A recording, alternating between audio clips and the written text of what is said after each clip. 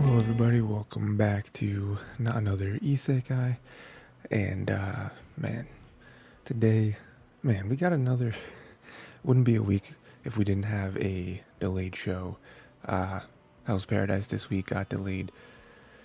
Very sad about that, because we're nearing the end with that one. I feel like we're a little ahead, that show aired a little early, so we're a little farther along with that one, but yeah, we continue that next week, but um, other than that, I feel like we had a pretty good week of shows this week. Yeah, I mean, I'm gonna say it every time, but we got. Speaking of delayed shows, we got Gundam back. It was a pretty good episode. Very, very nice continuation of last week. And then pretty much every other episode this week was pretty good, I feel like. So we're nearing the end. Um, yeah. So let's start with um, the one of the best ones, Vinland Saga Season 2, Episode 20. Yeah, this is very much what we thought it was going to be from last week, right? It's a continuation of the battle. They're kind of it's funny because they kind of ended the episode at a like standstill. Um, Canute and them kind of retreating, I guess, which not really retreating anywhere because they don't really have anywhere to retreat to, but um, them kind of holding back and like I guess allowing Kettle and his people to to like lick their wounds because they're not doing well, you know. Um, Canute and them, they were able to hold off Thorgal, which is great, because Thorgal he was a couple seconds, just an extra couple seconds of like sneakiness of stealth would have ended Canute, but Canute is that's also a great thing to see because in this moment I think we were that was a big question where it's like how successful is Thorgal going to be. We saw him creeping in the ocean. What's really going to happen? Is he going to be able to kill Canute? Is someone going to catch him? Whatever, right? But I feel like what happened was really rewarding. Because more so than Thorgal, like us kind of learning about him more and more this season. Us seeing the aged and like King Canute, right? Knowing where he was in the first season, how he really wasn't fit to rule. He had some good ideas, but like he definitely wasn't a leader. And to see him now, make those monstrous decisions. But then on top of that, and not only his mind, he had the reflexes quick enough, and it could have just been because his body was like, "You're going to die." But he had the reflexes to block Thorgal, which is more than you could say about even his soldiers that were at his side that were supposed to be guarding him. So still crazy on Thorgal's end. Like he snapped the sword in just 2 swipes, which was insane. Um, but yeah. I mean, that scene in itself, I think, definitely made you fear Thorgal more and more. I mean, we saw him slaughter a bunch of people back at Canute's camp or whatever, but this right here, if they had an army of Thorgals, Canute wouldn't stand a chance. But yeah, that was really the big moment of the show.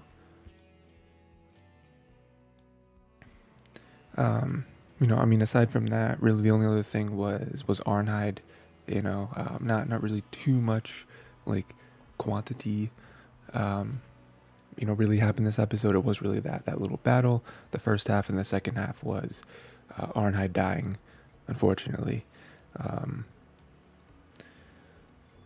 which is big. That definitely flipped a switch in both Thorfinn and Einar, right? Because Arnheid knew she was dying. She died, peacefully, I guess, as peaceful as you can die with your body broken.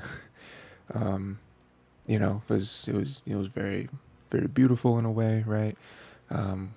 With her kind of having these visions of her family, all that stuff. But yeah, very sad to see her go. She was a pretty good character, right? Um, she's definitely one of the more like innocent people in the show just trying to be good, you know. But unfortunately, her death is now used as a catalyst for both Thorfinn and Einar. Einar, we already know, right? Like Einar, as soon as Kettle came strolling in on the back of Snake, he was fully ready to just just murder him. To put it lightly. Thorfinn was able to stop him, which I think was huge. He did use violence to stop Einar, which I think is big, even though it is just a punch. He didn't kill Einar or anything. That in itself, I think, is showing. This whole season, I feel like we've been wondering if Thorfinn is going to, who is Thorfinn actually, right? Because the whole first season we saw Warrior Thorfinn, we saw him being the devil of the battlefield, right? And now this season, he's kind of defeated, to a sense that I feel like frustrates Vinland Saga fans. Just as hey, we want Thorfinn to be crazy again. But if you really like Thorfinn, I'm sure you'd want him to be happy. Being a slave, probably not happy, but him not killing people, I think, is probably at the most at peace that his character could possibly be at.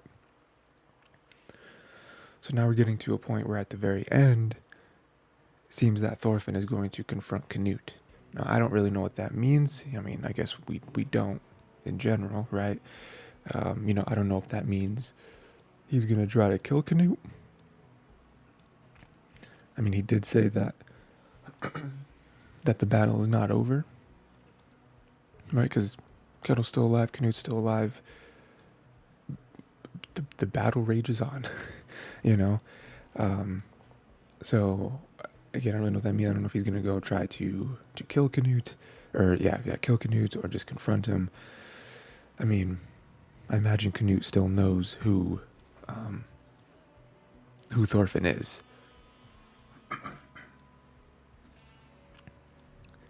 I mean, they were at each other's side for quite a while. So, but yeah, we'll see.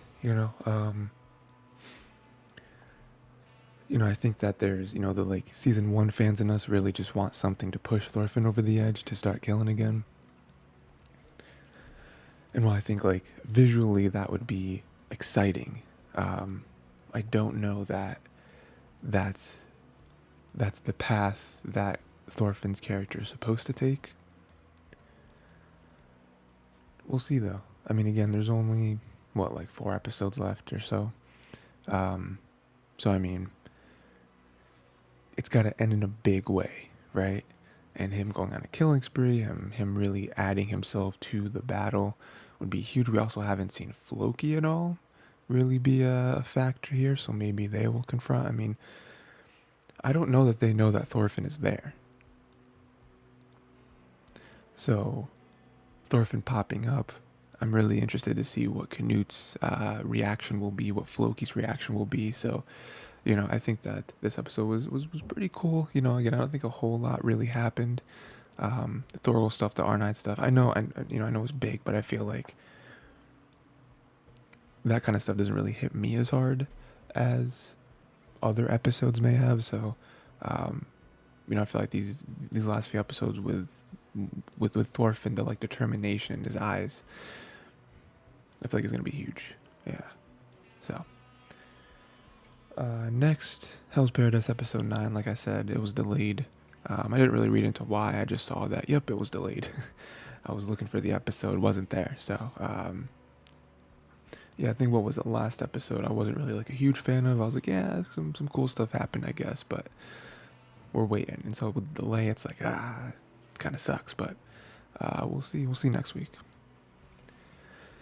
Next, we got Konosuba, an explosion on this wonderful world, episode 8. Yeah, this one very much was the second half to last episode. They were saving Father Zetsa or Zetsu. Yeah, it turns out he was found innocent. Not as a human, as a human, not innocent. I would not want to be near him at all. I could not be friends. I don't know that I could join the like Axis sect and have him be like the man. Wouldn't want it. Also, some of the other people that were trying to run against him, or not run against him, but I guess like replace him. Not really a fan of those guys either. Like all of their platforms that they're running on just got worse and worse and worse, and it's like Megumi needs to get out of here. This is not a place for her. But yeah, he was found innocent, so that's big. Um, that demon girl's back. I don't remember her name. I don't think her name was said in this episode. She's back causing trouble. They were able to run her off, which is funny. You know, I feel like that's something that Konosuba does a lot, where they have a character that's supposed to be super powerful, and then they kind of offset it with a character that doesn't really seem powerful, but they really are, like Father Zetsu, where Father Zetsu was like, I'm not dealing with this, and he was just easily blocking all of her magic and all that, and then the whole entire sect was like, get her out of here, so that's funny to have her kind of as a reoccurring character to come back and want Chomsky, right? Trying to get the cat. I could. There's a few episodes left. I was gonna say I could see her seeing her again, but there's only a few episodes left. We probably won't see her again, honestly. At least this season. I don't know if this show is getting a second season. I don't really know that it needs one. But yeah, they run her off, and then the big ending. Kind of two things here. One, Zetsu gives Megumi money to go to Axel, which is big. I don't know if Axel, obviously this is a prequel, so, I feel like we're kind of, Konosuba fans are like, can't wait until she gets to the town or the village or whatever, the city, I don't know, that her future companions are, I don't really know that that's exactly how the season's going to end. Like I said, I don't know if there's multiple seasons, but, is Axel the place? I don't really remember. But her going there, that's kind of her thing to be like, okay, there's like a another town with a lot of adventures and all that. So that'll be pretty cool to see, right? Maybe it is a town. Maybe we see her a little bit here. Trying to join other groups and them not like her because of her whole thing, her whole situation with the explosion magic. So that'd be cool. And then also just the moment in itself is nice, right? Because Zetsu, Megumi wasn't looking for compensation, but Zetsu just gave it to her and was like, hey, out of all the things that you've done for me, like you earned this, right?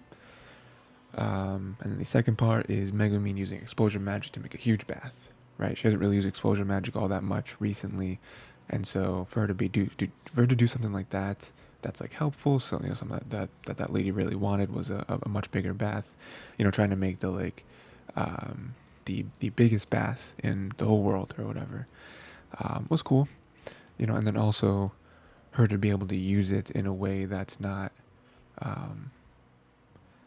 that like someone actually wants it, right? Because the whole thing with explosion magic is that it's very intrusive, right?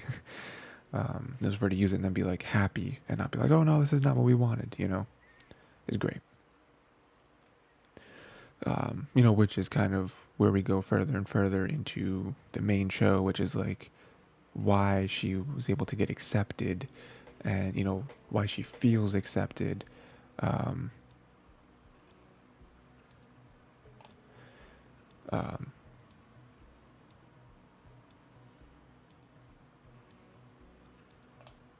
Sorry, something weird was going on. Oh my god, what's happening?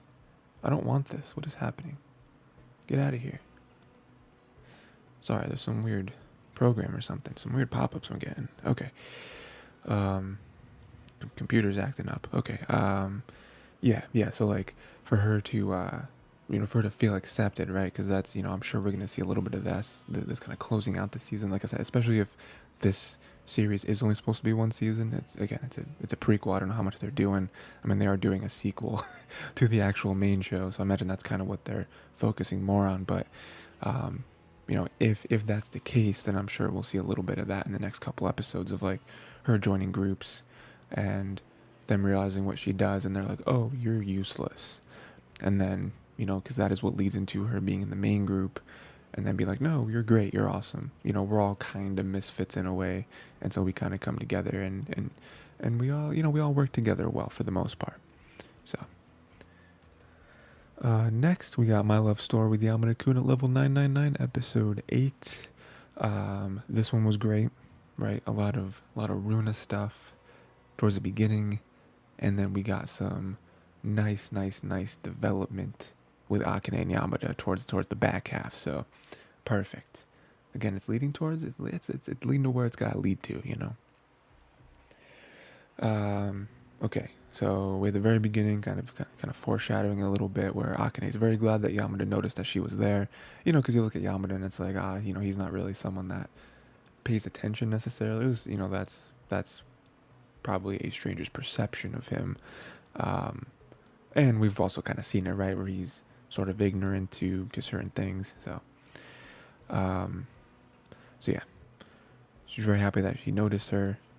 Just like, especially her in general, right? Or I guess her specifically. Oh, because she noticed him and she was kind of looking like, oh, he's busy. Oh, you don't want to bother him. And then for him to come over and he'd be like, oh, you saw me, was nice. Then we have all the Runa stuff right here. Runa is, she's not feeling too well, but it's like, oh, it's because she wasn't eating because she wanted to have all the food here. all the crazy like festival food or whatever. So that was cool, and also like the like visual moments too, where she was very much clinging to Akane. It is a very nice turnaround from the last few episodes, where when we first met, she hated her, right? She didn't want to join the guild. She was suspicious of her. She didn't want her near any of her people, right? She didn't want, she didn't like change. And so now that we fast forward here, episode 8, where she's like clinging to her and like, she wants her help. She wants, it is sort of like a like big sister role that she's never really had. Obviously she has Eita, and Yamada to an extent, right? But never really had someone like Akane, not only like a big sister, but also, we've seen it last episode, right? Where, where she was like, oh, she's a friend, but she's not a friend like one of my school friends where they would act a certain way towards me. She is sort of like an outsider in that sense, and so the way she acts and the way she responds to certain things that I do or say is very different, and part of me doesn't like it, but part of me finds it refreshing and sees that this is genuine, right? Yeah, that's great. And then we get into the real stuff, right? So all the girls are staring at Akane and Yamada, jealous, obviously, lots of questions. And then later on, Eita jokes about them dating and very much flusters Akane. Akane runs away. Again, Eita just was saying it as a joke. At this point, we haven't seen him, we've seen a few episodes here and there, but at this point, we know Eita's sort of sense of humor. We know that that'd be something that he kind of would tease them about or whatever. So, unfortunately, that kind of struck Akane because of Akane's feelings towards Yamada, right? And I'm sure maybe Eita, I don't know, does Eita know, or at least maybe sense? I mean, he does, because remember he was talking to Runa the day that Runa was over there, and Runa was like, oh, look at them, they're kind of getting closer. So maybe he sort of knows, right? I feel like it is a lot easier to see from the outside. So I'm sure Eita does know, or at least, suspects, right? But that really did hit Akane, so Akane ran away. Yamada runs after her, apologizes. Akane says she's not mad. So we have a nice little reconciliation there. Of course, this is because of their feelings for each other, right? Like, Akane knows that she likes him, and vice versa. Yamada likes her. Yamada likes her. So it was just kind of like a weird situation for them, because Yamada was just playing along with the joke, because he could sense that Eita was joking, but then he does have his own feelings that he's sort of, contemplating, and then Akane on her side, right? So they're able to talk to each other, and then we have a nice moment, between them, kind of close out the episode, where she's like, hey, what if I went along with it and I said yes? And Yamada's like, that'd be incredible. I would be ecstatic, or what, I don't remember his exact words, but you know, and then he says that she's a prize that he can't reach, and that just kind of hits Akane in a certain way, where it's like, oh, this is how, because you know, they both know sort of how they feel about the other person, but they don't necessarily know how the other person feels about them, right? That's always the question, right? um, so you know, Yamada, especially being Yamada, and like, you know, the way he acts and the way he speaks, and you know, especially towards women, um, it's very tough for Akane to get anything off of him, right? Um, so for him to just straight up say something like that, you know, I'm sure it gives her confidence. You know, I'm sure that, you know, she now, you know, sort of has an idea of how to proceed and be like, okay, cool. He doesn't just see me as like annoying, as like clingy or whatever. You know, he might see me as you know, in a romantic light, um, which is great for her, right? You know, so I'm sure this is where, again, episode 8, what, like 4 more episodes, give or take. So you know, this is where the snowball is definitely rolling, at least starting to roll at full speed. Where it's like, okay, we're moving now. We have not really a confession. It wasn't a confession, but it was a peek into how Yamada truly feels, you know, at least on the outside, right? Because, you know, we as the viewers, we can jump into Yamada's mind and see what he's thinking. Same thing with Akane, but this is really the first thing of like outside knowledge. And so now we're just going. Next, skipping Loafer, episode 8. This one, man, this one is really trying to be anime this season. And it's tough, you know. Usually anime this season always goes to a sequel, right? Or something that's like super highly anticipated, you know, some sort of manga adaptation, right? Like Chainsaw Man, right? Like Chainsaw Man's obviously not a sequel, but it is one of the most anticipated adaptations of all time, probably. So you know, it's tough for a show like this. You know, I'm sure there's Skip and Loafer fans, right, of the manga or the light novel or whatever this was sourced from, that are super happy that this got adapted. Unless this is original. This is original. This is very, very impressive, because original shows normally don't do well. But that's an uphill battle, right? Like we've already talked about Vinland Saga, Konosuba. You know, we got Demon Slayer. We got, you know, even Gundam, right? You know, coming off of a pretty hot season 1. But Skip and Loafer, man, if you kind of push all that to the side, all of your bias towards like the history you have with all the other shows this season,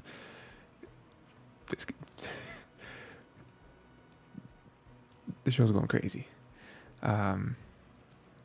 We have an opening up with Shima apologizing for Ririka showing up. You know, he's like, oh, he's just like a friend from the acting stuff or whatever. And so that kind of leads into Shima and Iwakura's, what do we call it? It's not really a date. Just like, I don't know. They're just hanging out, I guess. And Ikashira and now are spying on them, which I thought was really funny. Ikashira, I don't know. I mean, here's the thing with me, and you know, I feel like I've mentioned this before, especially when Ikashira was first introduced. Stories, not just anime, obviously.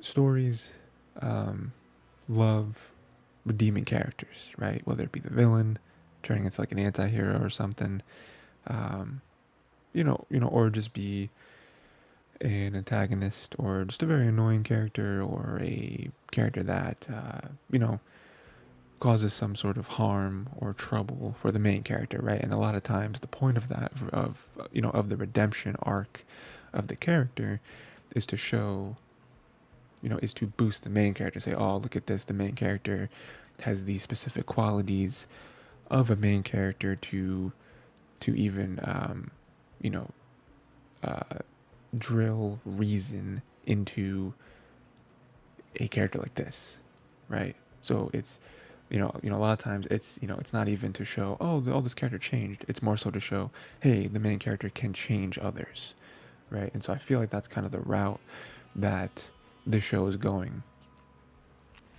where it's like, I don't particularly like Igashira, right? But I feel like her redemption is just like, oh, look at Igashira, all the stuff that she has to go through, blah, blah, blah, right?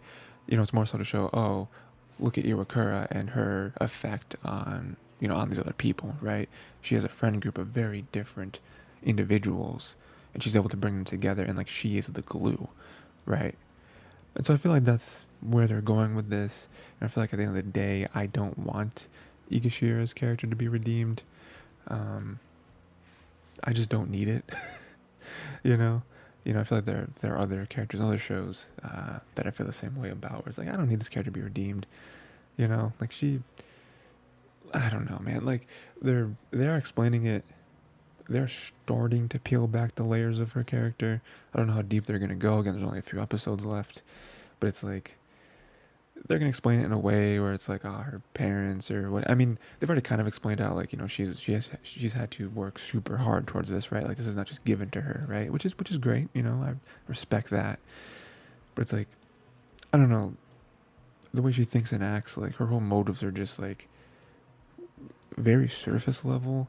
I do like the relationship, at least in this episode, that she had with Now, because Now was kind of able to break her down, right? Because Now is an adult. She's like, I've been through this. I can, you are just in high school or whatever. Like, you are so easy to read, And so I really like that. But it's just like, what are you spying on them for? Like, what does it matter? Because she's probably upset at the idea of Shima being taken, right? But it's like, you spot, like, even if you have to worry about that so much, like obsessively, you spying on them isn't going to change the outcome. Like, were you planning on intervening if you saw they were like they were gonna hug or kiss or something? Like, were you gonna jump in? Because if not, there's no point. Like, why? It's so weird. And then Now spying on them was a little endearing, I guess. Because she's just very protective, very concerned for for Iwakura, especially with her perception of who Shima is, and then watching them together, she's like, oh, that boy is not at all what I thought he was, and it's great. So, and then to display that, Shima notices Iwakura is like burning up, right? It's very hot, not doing very well, sort of getting a little woozy. It's very hot outside. And so he's like, hey, why don't we, after this, hit the gift shop, call it a day? And she's very sad. She's like, because, in her mind, she's like, oh man, there's, looking forward to this day. I wanted to take full advantage of the day. I was having so much fun. And then Shima says the perfect thing. He's like, well, we can just come here again. And like, it's such a little thing to say. Like, oh yeah, of course, like, this place isn't closing down, right? We can just come back. But for him to just say that is like, oh, like, again, it just kind of shows his relationship and his attitude towards Iwakura. And then even from Iwakura's perspective, it's like, oh, he seems, he wouldn't say that if he also wasn't enjoying himself today. He wouldn't say that if he didn't want to hang out with me. All that stuff, right? So, nice moment, even just for something small like that. We start peeling back the layers in Shima's life. He sees like the stuffed animal. He wants to give the gift to Iwakura, wants to abandon it, and then Iwakura's like, no, your brother's gonna love it because it came from you. And so even right there, again, like the whole thing about the main character affecting other characters, right there, that's an example of it. And so, I'm sure at some point we'll get Shima to like fully just like pour his heart out, hopefully, to Iwakura about his life, because right now, again, every episode we're getting a little bit here, a little bit there. So yeah, that'd be nice. Because then at the very end we have Ririka. See, this is okay. this is something I was very upset about. And this is the whole thing where it's like, Iwakura is the main character, but I'm so much more interested in Shima. That's not a slight against Iwakura. It's just because of how the character is presented to us, of this like super secretive character who just kind of, just kind of strolls through life. And we've been learning more and more that, well, that's probably because of his personal life, because of his family situation, right? Like the family stuff has been brought up multiple times, been hinted at multiple times. So that's why it's just so much more of an interesting character. Again, nothing against Iwakura, obviously she's great. But even the end right here, we have a moment where we see that something happened with Shima and Ririka. We see them at like a karaoke place, seemingly with maybe some older people. I'm not quite sure. Maybe from like their like their work, right? Like acting, modeling, whatever. Something happened there. Something bad. Bad enough for Ririka to still blame him 4 years later, and for Shima to still be apologetic and like still feel guilty about it. I hope soon we learn exactly what that is. Because right now there's kind of two ways to look at it, right? You look at it from Ririka's perspective and be like, oh, I wonder what it was. If it was something truly awful, then I get being mad at Shima, especially if it truly was Shima's fault. Like Shima dragged her to this thing, and then it turns out that some bad stuff happened, especially if it was some really bad stuff. But if it's overblown, I don't like that Ririka would still blame him for it. And like, even if it is really bad, I don't know, it really depends on the situation, right? Because like, there's a part of me that I feel like, a lot of watchers, a lot of viewers also feel, where we care about Shima. We don't really know who Ririka is. Who cares? Where it's like, you're still like, being mad at him is one thing, but like guilting him and like using it to manipulate him is not cool. It's not like, oh, she deserves it. Because again, like, I don't know, it's tough to give like too much of an opinion, like too much of a stance on it, because we don't know what happened. So again, I'm sure, I hope we'll learn more about that in the future, because we can't not. Next, Heavenly Delusion episode 9. Yeah, good stuff. This one was weird. This one, we're moving closer though. Again, just a lot of questions, a lot of weird stuff happening.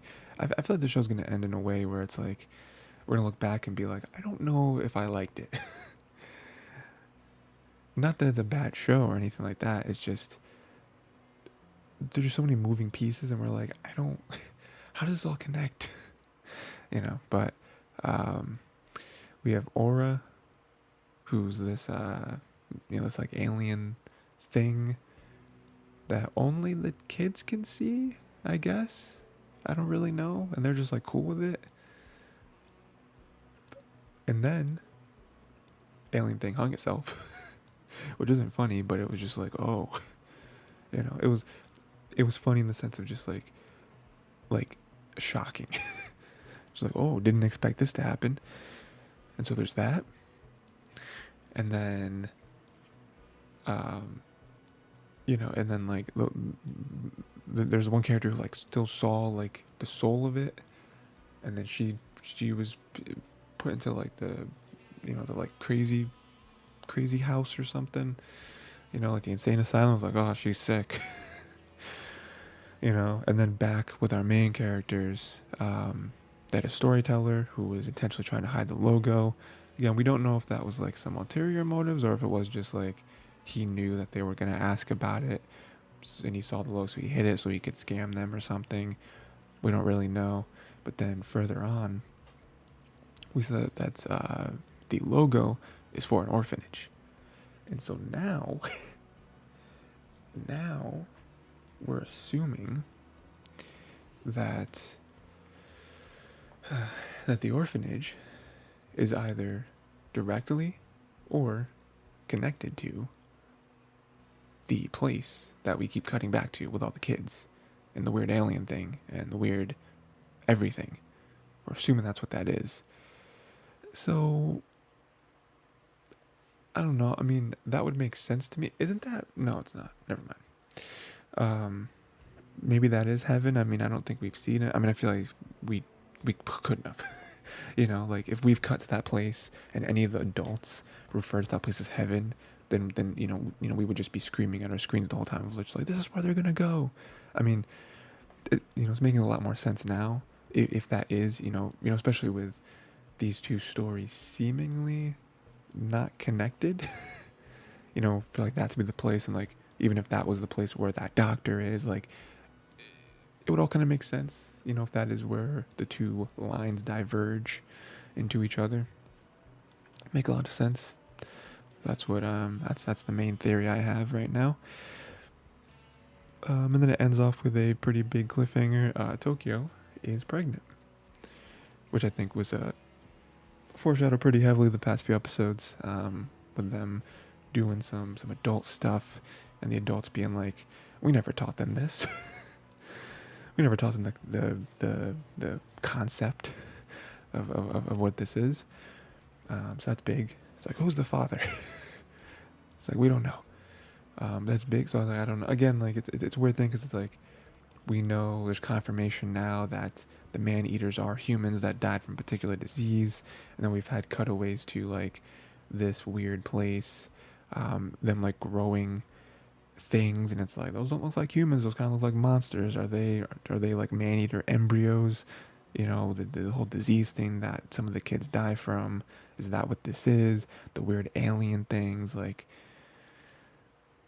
even the one kid drawing, he's really good at drawing, but like, we've seen a couple of those drawings be alive, like like they're actual like man-eater creatures in real life. So it's like, I feel like we are getting closer and closer to like everything connecting in a way that I hope is super satisfying, but I don't know.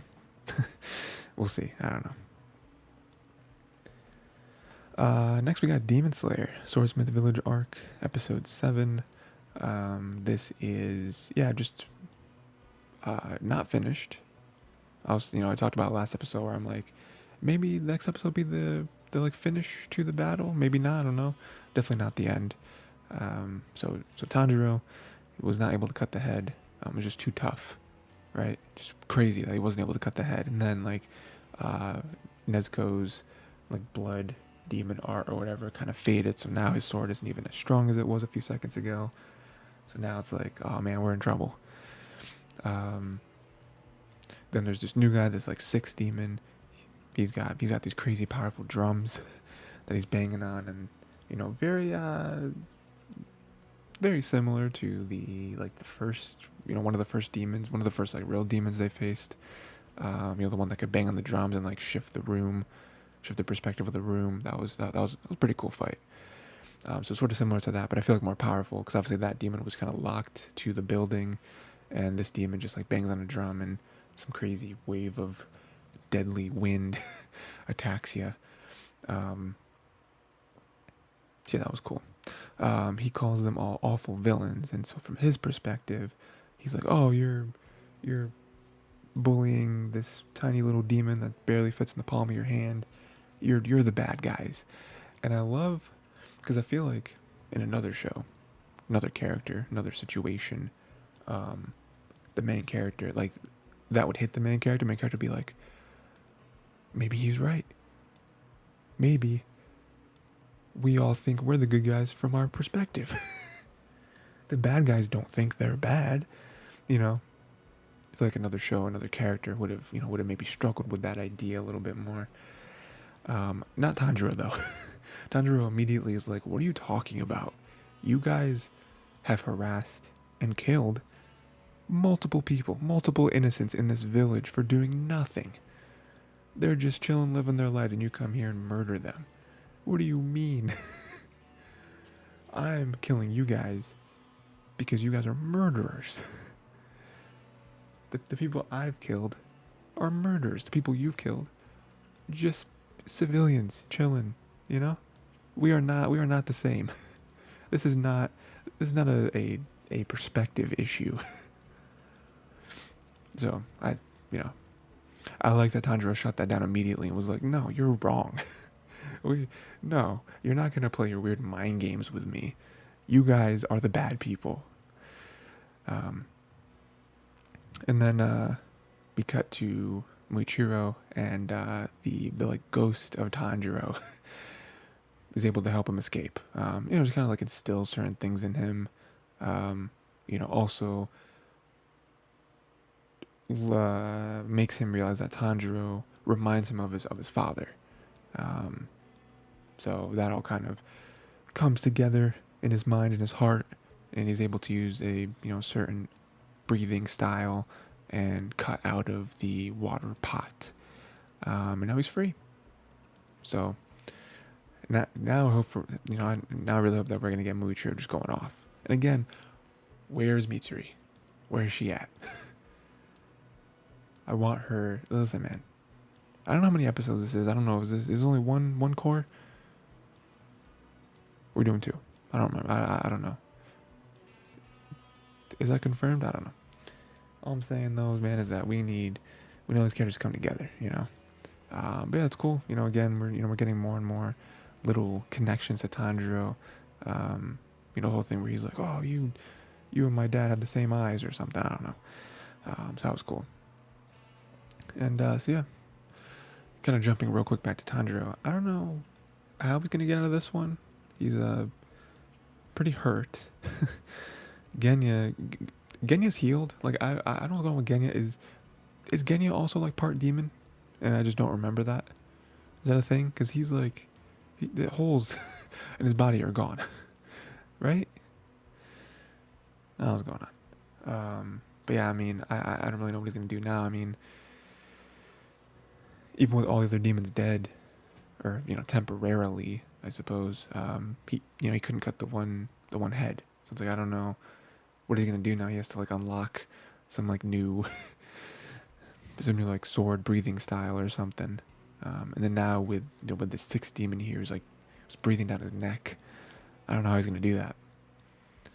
Again, will him, Nezuko, and Genya be enough, or will he have to wait for Muichiro or Mitsuri? Maybe I was wrong. I was the last couple episodes I was saying, oh, Mitsuri's gonna join up with Muichiro, and then they're just gonna destroy that like pot art demon.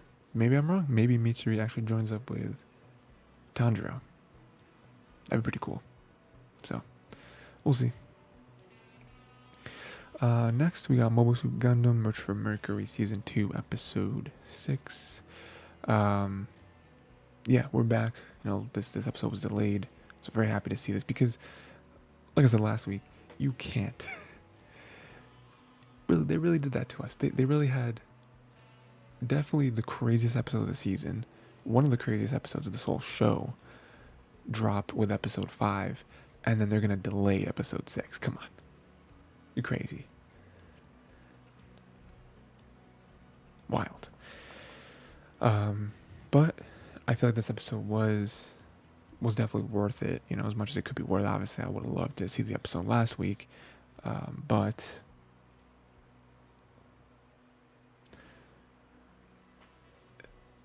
I liked how this episode opened up with Suletta clearly hurting, right? Like she's doing great on the outside. She's killing it with her studies. She's she's getting better with actually learning how to pilot something that's not just aerial, right? You're just like passing those exams.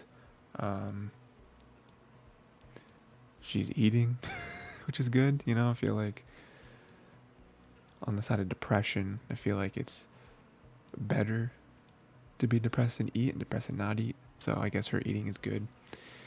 But I mean, everyone around here is like, this is not right. Like you can't, her whole life was ripped from her. Her whole life was taken from her, right? Where like these secrets that she never knew about that are kind of, tough stuff there. stuff with her mom, like her possibly being used, right? Um, Ariel being taken from her, Miorine, betraying her, at least from her perspective, right? Um, yeah, she's she's nothing again, you know. Like she never really had a problem with that, I'm sure she would have. I mean, that's kind of how she started, right? But it's like, and then for her to be like, oh no, it's my fault, it's my fault, I'm the one who broke the promise, whatever, right? It's just like, no, that's so wrong. Miorine clearly betrayed you, and again, we've seen Miorine's perspective, so we know that she does love Suletta, not quite confirmed in like necessarily a romantic way, but definitely in a way where she cares for her, right? And so we know that from Miorina's perspective, she's doing this for Suletta's own good, so that Suletta can have a real life and not be caught up in all of this. But Suletta doesn't know that. So from her perspective, she should not be blaming herself. Like, Miorine is the one who turned everything. Like, you would have easily beat Ghoul, and not because Ghoul is a bad dueler, bad at dueling, but because, one, he's rusty, and two, you have Ariel. Like, you would have destroyed, you were destroying this man, So that's just crazy. We cut to Miorine and Ghoul's thing or whatever. They apparently have a Gundam that was being developed way before Miorine ever entered the whole the company. So they're going to use that. Apparently, they're going to go to Earth with Ariel and stop the riots. That's how they're going to try to get some history and try to win. Try to be the new president or whatever, right? Because Shadiq is running away with this. He has a lot more support, a lot more votes, or a lot more like potential votes and backers or whatever. So Miorine has to do something to like show like, hey, I'm in this. Here's what we're doing. Here's why we're the ones. So she's gonna do that, and that's gonna be very dangerous. Even with Ariel, I don't know. They are bringing some people for some protection, but like, I don't know. I mean, Earth has a lot of reason to be doing what they're doing, and so Miorine being hurt because of that, I don't know if I want to see that. And then some huge stuff at the end with Suletta. We have Children of the Coven, which I guess is us, or at least Suletta finally being keyed in on who she is and all that. So from what I understand, this is a little different from what I feel like I thought I learned last episode or episode before or whatever, is that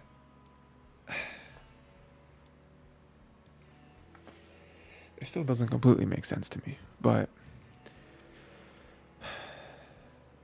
Suletta, I guess, is a part of Ariel. So like, because I thought, okay, so here's what I thought before, right? You can, last episode before, you can confirm that, these were my thoughts. I thought that, something in my eye. I thought that Suletta was Suletta, and Eri was like another character, like one of like Eri was like Suletta's sibling that died or whatever. At as a child, or maybe was born before Suletta and died, right? And so then the mom, in a wild state of grief and duty, I guess, it took like the DNA or something from Eri and like infused it into a Gundam, basically. And so that's why Suletta works so well, because they're siblings, basically. now, now I'm getting the idea that Children of the Coven, right? That like they're all like clones of each other, and Prospera has like tried this multiple times, maybe, and they've all died in one way or another in the past, and Ariel is like the main body almost, and so they said like soon Ariel is gonna be able to move without a pilot. Ariel's not gonna need Suletta to pilot it, because their whole connection, it works, right? Um, when Suletta pilots Ariel, Suletta somehow doesn't die. If Ariel somehow for some reason does not kill Suletta through the process of piloting a Gundam, which is unheard of. It's just it's just still a little fuzzy for me. I'm sure we'll learn a little more as the episodes go on, but that's kind of what I understand. And so then even Eri, says that Suletta shouldn't cling to Ariel or the mom anymore, because it is like destroying her almost, right? Um, Even if not physically, just like the whole situation is not good for her, and she should. So like they are getting, and I do write this last note where everything she loves has been ripped from her for her own good. I feel like that is where the show has placed itself. Miorine, the mom, and now Ariel are all doing things for Soletta's own good, trying to not get her caught up in everything. She's good. She's a good person. She deserves her own life. She deserves to do what she wants to do. She deserves to be happy. Unfortunately, from Soletta's perspective, she doesn't see any of that because it'd be impossible. Because no one has explained this to her. No one has sat down with her and been like, "You want the truth? Here's why I've done what I've done." Whether it be Miorine, the mom, Ariel. Ariel's probably been the most upfront with her, but still not really saying everything plainly, And so, like, from someone's perspective, it's like everything I've loved has abandoned me. She still has her friends who very much love her, very much care for her, right? We love the redemption arc of Choo Choo, right? Of starting off as this one that like hates Suletta because she's a Spatian, going to now where she's like rooting for her and is like, no, this is what you gotta do. You're gonna pick yourself up. You're gonna go to Miorine and you're gonna tell her all your thoughts and feelings, and you're gonna confront this. And I'm like, yes.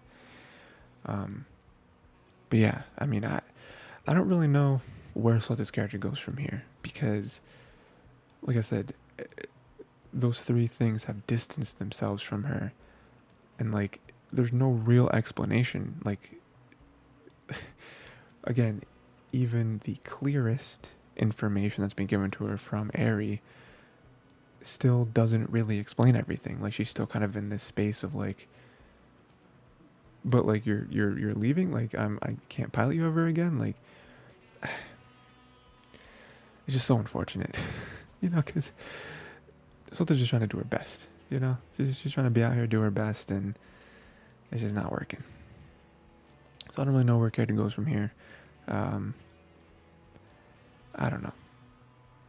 I mean, I would like to think that at some point she's going to re-enter everything and be like, no, it's actually best for her to be involved in everything. The whole like main character syndrome, right? But I don't know. Next, we got Insomniacs After School, episode 7. Kind of some scary stuff this episode. Some stuff that made me reminiscent of some other shows and movies that I've watched, and like I'm like, oh no, they're not going this route, are they? And we'll talk about that in a second. But yeah, so most of this episode is just them handing out flyers, them trying to get everyone pumped, ready knowledgeable of their meteor shower party. It's kind of what we're gearing up to. I don't know if that's going to be like the season finale or if it's not. I don't know. If it is, still a lot of episodes to go just to be the season finale. But that's cool. We see all them hanging out, working together. That's nice. Nakami and Maguri, they almost have a moment at the fireworks. Which is all what we're hoping for, right? Because again, this is one of those shows where it's like, does it have a romance tag? Are they just gonna be best friends? Are they just gonna be like really, really close friends? Because I would be okay with that, honestly. I mean, I always want to see, if there's a potential, I want to see them be together. But this is a show that I feel like they could explain in a way to be like, no, they're not romantic. Like neither one of them feel that much about the other character. It's just like, no, we're really good friends. We're really good for each other. We, whatever, right?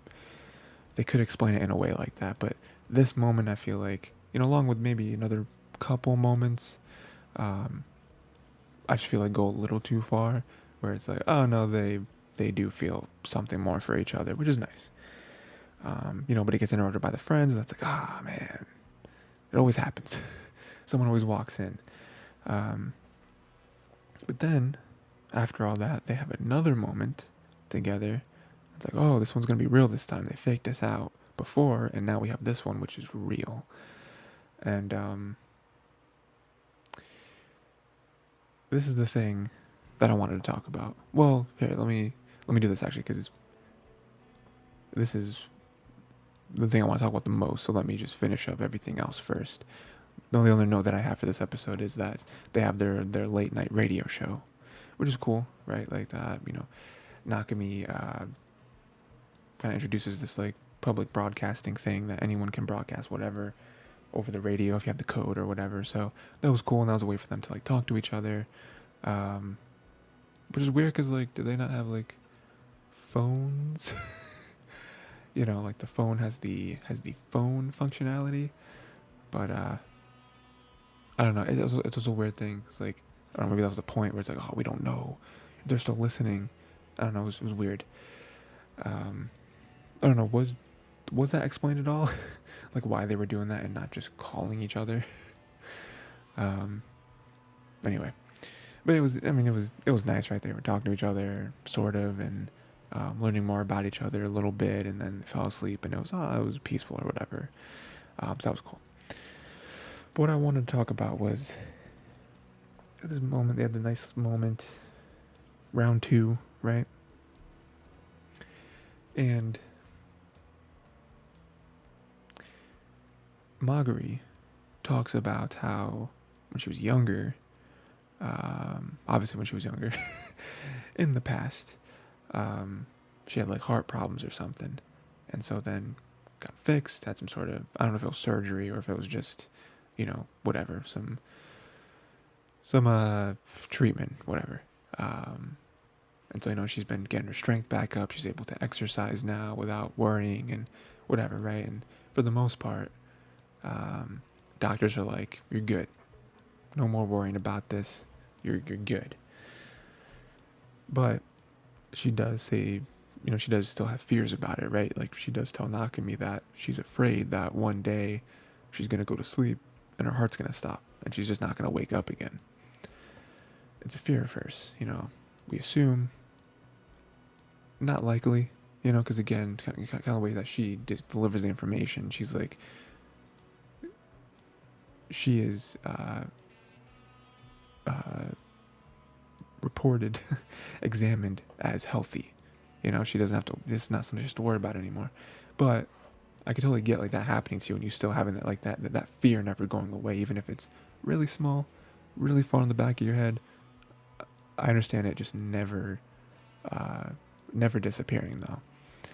And so that was very interesting to me because I've seen, I don't want to name anything in particular because that could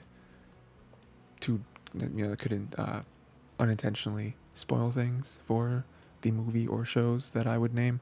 So I'm just going to say that I have watched other shows and movies where the character where it is a like romance show, and one of the characters does have either they're very upfront about it at the beginning of the show, or they kind of discover it later on, but where the character does have health problems, and the two that I thought of right off the bat, one movie and one show, one of the characters died. The health uh,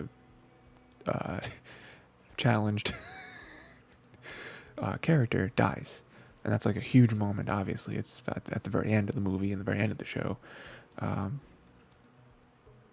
but it's like crazy, right? And so, and then yeah. So, well, actually, actually, I think about it. The show I'm thinking of, the character dies due to the health problems. Yes, right. That one matches. The movie I'm thinking of, though, the character does not die due to their health problems. It's not funny. Again, it's funny in a way of just shocking, where it's like, wait, they didn't die because of their health problems. They died because of this. What? So yeah, funny but not funny. But anyway, so this may not amount to anything. This may just be, included into the moment to make it more impactful. We may never even hear about this again, but there is a tiny little sliver of me that's like, this isn't where they're going, are they? Where Nakami and Maguri are gonna have this connection, them both being insomniacs, them both getting into this, them both being possibly their favorite person in the world. Again, this like connection to this other person that isn't even necessarily romantic. It's just like they understand each other so much, so well. Them to reach these highs of highs, and then like Maguri dies because of some, her heart condition comes back fiercely. Like, I don't know that that's the type that I know it's the type of show that they're building up to, but like, if it was, absolutely insane. This would be wild. So I don't know. Again, there's a wild theory out there. I'm not necessarily putting all of my heart into it, but it's gonna be something I'm gonna be thinking about. Where I'm ready. I'm on the edge of my seat. Where it's like you're not gonna trick me. If this happens, I called it. Yeah. Next we got Oshi no Ko episode 7. The redemption, for the most part, of Akane. Public redemption. Obviously, privately, no one blamed her for what she did. Which again is one of my favorite parts about this situation. I mentioned it last week, where it's like none of the people on the set are like the other actors, actresses. Aqua, Yuki, all them people are like, oh, she deserves what she got. Like, no, all of them are like, we care about you. We do not blame you. We want to know that you're okay. And we'll get to that in a second. Actually, we'll get to that right now, because this is where it opens up. It'll help if I take a look at my notes. They meet up. Yuki slapped Akane for worrying them. Like, runs up to her, slaps her in the face, and is like, what is wrong with you? Why'd you do this to us? We're worried sick about you, all that stuff. All of the characters run up, all of the actors, actresses, all that, that they run up, and, again, this is great, because again, in another show, another story, other characters, that would have been the route they took, right? Where one or more of the actors or actresses would have resented Akane. Oh, she put a bad light on the show. She should just quit. Blah, blah, blah. Maybe even Yuki being the one to be like, not forgiving of her, right? But for it to be like, we're sick about you. Were you eating? Were you sleeping? Where were you? What happened? You tried to jump off the bridge? For them to be like this concerned about her is so refreshing, because I feel like, again, that's not normally the route that a show with a scene like that, would have taken, with a situation like that would have taken. They would have let, what's the word I'm looking for? Leaned into that, right? So that's great, right? So Aqua has this great plan where he's like, I'm gonna take some behind the scenes footage and we're going to edit it and we're going to show the world, social media, which is the world, um, the show from our perspective, to show that, hey, this is not like, we're all friends, we're all cool with each other. That moment in particular, even, like, this is what really happened, this is what was said between Akane and Yuki, like, no one resents anyone, Akane's cool, it's fine, and it works. The video, mostly, cleared Akane. Obviously, Aqua, I think, was the one that was kind of doing the voiceover with this, and he was just like, yeah, I mean, it's never gonna be 100%. I mean, there's still gonna be some people who don't believe it, or, um, whatever, like, still resent Akane. It's like, oh no, she's still terrible, whatever, right? Um, it's just them trying to cover it up, But for the most part, the public perception and opinion on her has shifted to being like, you know what, I kind of like Akane now. Oh, if Yuki was able to forgive her, then I can forgive her, all that stuff. So it's better. It's definitely a lot better. Which is not, I mean, again, it is, it does just go to show how like wishy-washy the internet is, where it's like one day you find an account that's telling someone to end their life, and then a week later they're rooting for them. It's like, you shouldn't. I don't know. Something that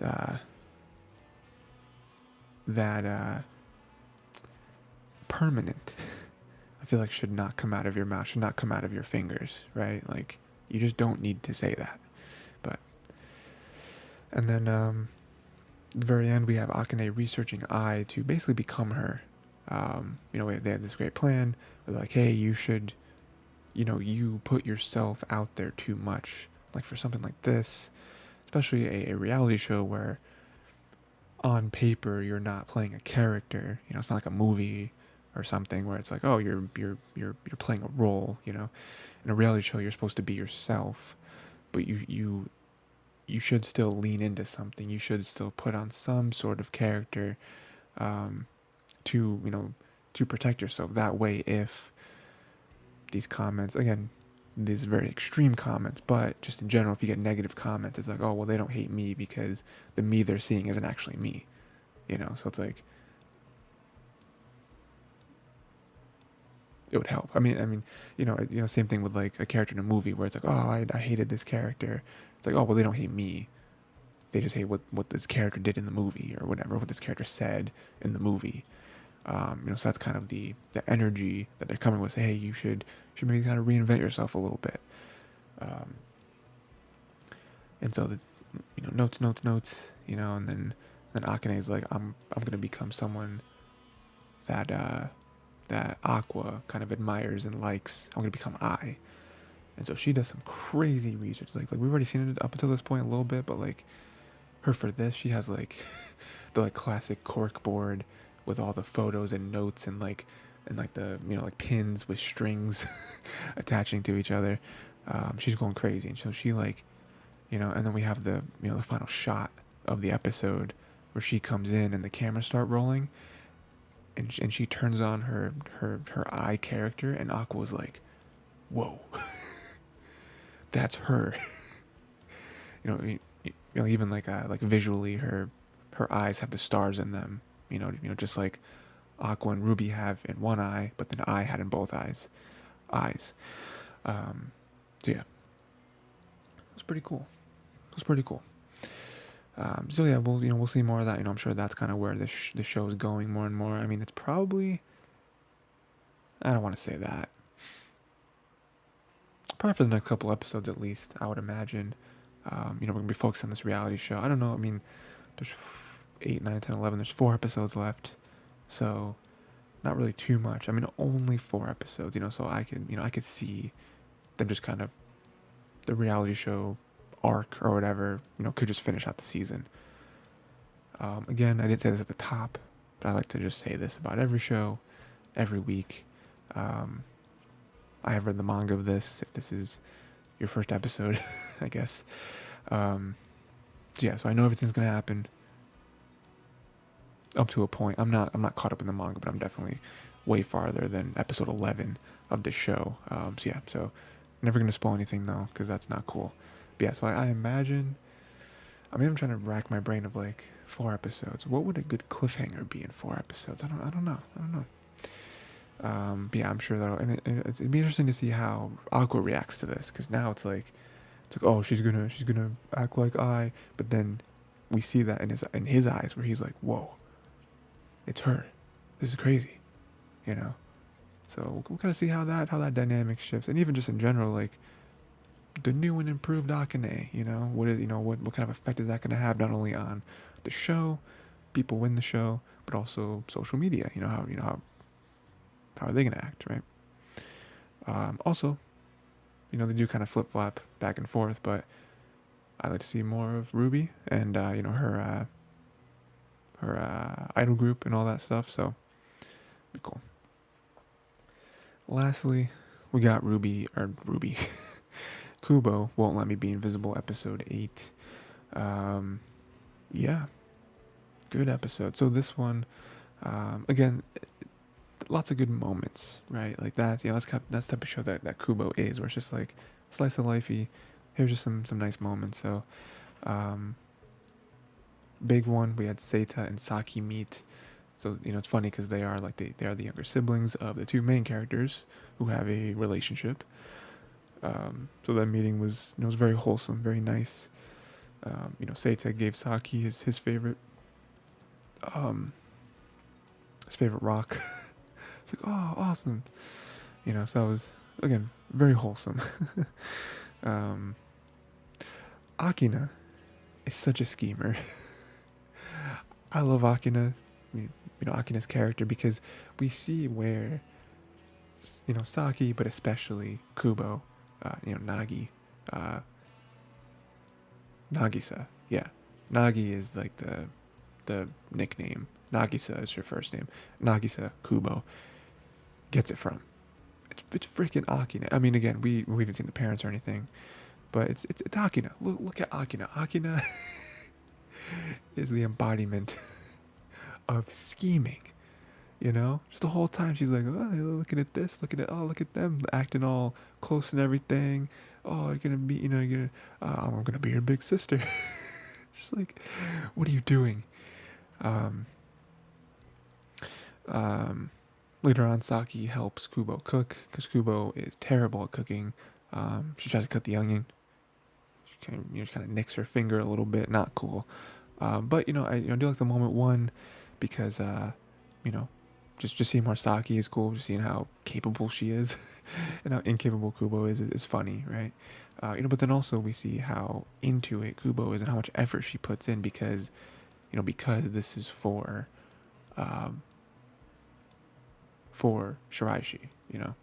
It's very very clear, right? Because before this, they were planning on going out and eating or whatever, but just by themselves. Well, not by themselves, but with Kubo, Saki, and Akina. Now that Shiraishi and Seita are coming along, Kubo wants to cook. Because again, the whole scheming thing. We cut to the beginning, where Akina's like, "Hey, Kubo or Nagisa, are you gonna cook?" And she's like, "No, I'm not doing that. I'm not good at it. Whatever, right?" And Saki's like, "Oh no, I want to cook with you or whatever." And she's like, "Oh, that's not gonna happen." And then in the supermarket, when they invite them, Shiraishi and Seita, to it, and it's like, "Oh, you're coming, awesome. We're all gonna go together. It's great." And then Akina just kind of slips in, just kind of bends down, and then whispers into into Kubo's ear, said, "So, I'm gonna ask you one more time. Are you gonna cook?" And it's great, because that moment kind of cuts to them cooking, right? And it's such a schemer, because it's like, oh, are you sure you don't want to cook? Shiraishi's gonna come. You get to cook something for him. So, I love it. Every character in the show is fantastic. We have, and then, she specifically wants to cook Hamburg steak, because there was that one time where Shiraishi said that he, I don't remember, he said what was his favorite food. Was like sharing what their favorite foods were. I think Shiraishi said Hamburg steak was my favorite. It was something like that. It was either like favorite or like I've never had it or something like that, right? So it was really cool. Cooks it for him, eats it. Shirashi loves it, and that's like you can visibly see the relief and joy on Kubo's face. It's like, oh, he liked it. That's great. I made it for him and he liked it. It's awesome. Um, yeah. They do get into a little bit of a spat because Akina, very drunk, kind of getting a little too close to Shiraishi. Again, Shiraishi not trying to do anything. He's just like, yeah, I don't. This isn't that a situation? I don't feel comfortable.